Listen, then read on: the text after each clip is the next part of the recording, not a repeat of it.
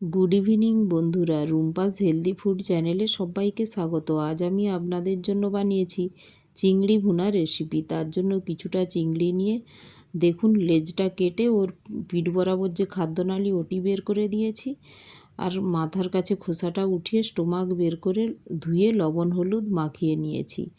এখন এটা তাওয়ায় আমি লাল লাল করে ভেজে নেব।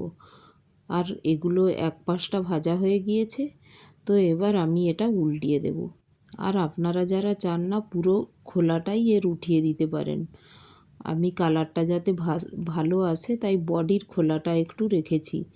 তো এইভাবে আমার দেখুন চিংড়িটা ভাজা হয়ে গিয়েছে। তো এখন আমি চিংড়িটা একটি পাত্রে তুলে নেব। আর চিংড়ি ভুনা বানানোর জন্য আমি নিয়েছি টক দই, আর নিয়েছি কুচানো ধনেপাতা, নিয়েছি আদা রসুন পেস্ট, কুচানো পেঁয়াজ, টমেটো পেস্ট, লবণ, পেঁয়াজ বাটা, সরষের তেল, গরম মশলা পাউডার। আর টক দইয়ের সাথেই থালায় যে মশলাগুলো ওগুলো আমি ড্রাই রোস্ট করে নেব। ড্রাই রোস্ট করার জন্য আমি কড়াই বসিয়ে দিয়েছি, আর কড়াইয়ের মধ্যে দিয়ে দেব ড্রাই রোস্ট করছি আমি এলাচ, লবঙ্গ, দারচিনি, গোটা ধনে, জিরে, আর মরিচ, আর শুকনো লঙ্কা, গোলমরিচ। দেখুন এটা একবারে কালো করে কড়া করে ভাজছি না, এটা জাস্ট হালকা ফেটে ফেটে আসবে, তখন আমি এই গ্যাসটা বন্ধ করে দেবো। তো স্মেলটা অটুট থাকবে। তো দেখুন ফ্রাই হয়ে গিয়েছে, কালারটা দেখতে পেয়েছেন? এইভাবে আমি ভেজে নিয়েছি। তো এখন আমি এই হামাদিস্তার মধ্যে এটা দিয়ে আমি একটু পিষে নিয়েছি। আর এটা টক দই যে নিয়েছিলাম ওর মধ্যে আমি এটা দিয়ে আমি ফেটে নেব। টক দইয়ের মধ্যে এই পুরো মশলাটা দিয়ে দিলাম।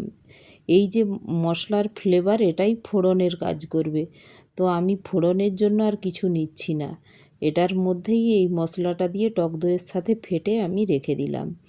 এখন গ্যাসের ওভেনে আমি একটি কড়াই বসিয়ে দিলাম, আর দিয়ে দিলাম সরষের তেল। দেখুন কত কম পরিমাণে তেলেই আমার এটা রান্না হয়ে যাবে। তো এই তার মধ্যে দিয়ে দিলাম কুচানো পেঁয়াজ, আর ওর মধ্যে দিয়ে দেব স্বাদ মতো লবণ, দিয়ে পেঁয়াজটা আমি লাল লাল করে ভেজে নিলাম। আর ওর মধ্যে দিয়ে দিলাম রসুন আদা পেস্ট 1 টিস্পুন, দিয়ে আমি নাড়াচাড়া করে ওর মধ্যে দিয়ে দিলাম পেঁয়াজ বাটা।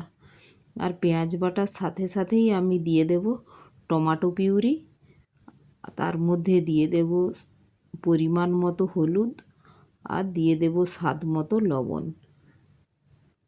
আর এটা দিয়ে আমি ভালো করে আমি কষে নেব।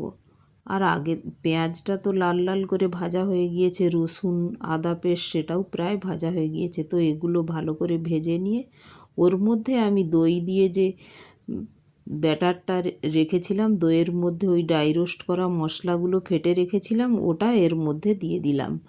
দিয়ে আমি আর একটু কষে নেব। এই পেঁয়াজ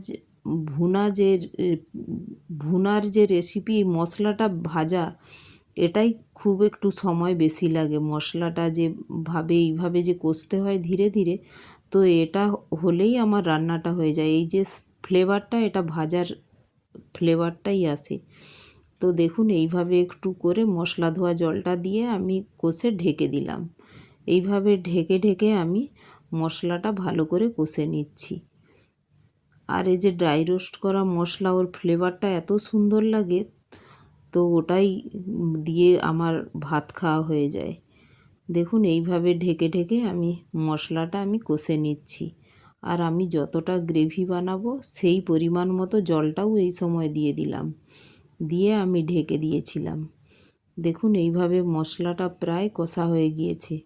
তো এই সময় আমি যেহেতু কম তেলে, তো তেলটা হালকা ভেসে উঠছে, আপনারা বুঝতে পারছেন না। তো এই সময় এর মধ্যে দিয়ে দেব ভেজে রাখা চিংড়ি মাছগুলো। আপনারা যারা একটু বেশি তেল খেতে পছন্দ করেন তারা একটু বেশি পরিমাণে তেল দিয়ে করতে পারেন, কিন্তু আমি যেহেতু কম তেলে রান্না করি সব কিছু, তো তেলেও কম তেলের স্বাদটাও খুব ভালো আসে। আপনারা কম তেলে বানিয়ে দেখবেন, যে স্বাদ খারাপ হয় সেটা না, কম তেলেই মশলাটা আপনারা ভেজে ভেজে করলে স্বাদটা খুব সুন্দর লাগে। তো আমি তো করেছি, তো জানি এটা রুটির সাথেও ভালো লাগে, রাইসের সাথেও ভালো লাগে, আর গ্রেভিটা খুব গাঢ় হয়ে যায়।